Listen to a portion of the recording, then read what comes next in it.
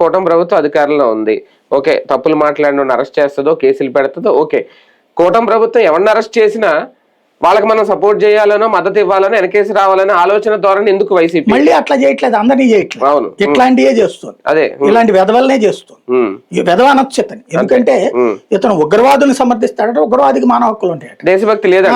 నాకు దేశభక్తే లేదంట చెప్తున్నాడు. తర్వాత నేను నక్సలైట్లను సమర్థిస్తానంట, దానికోసం ఎర్ర మఫ్లర్ వేసుకుంటాడు.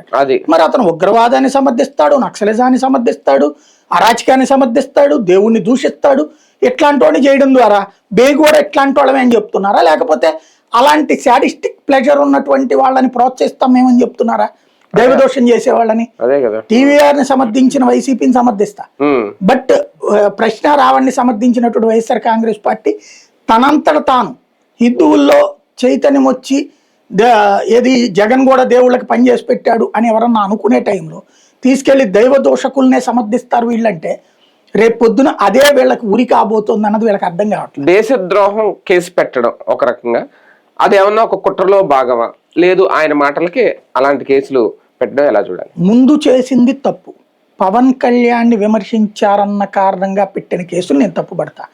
3 కేసులు బెయిల్ వచ్చింది.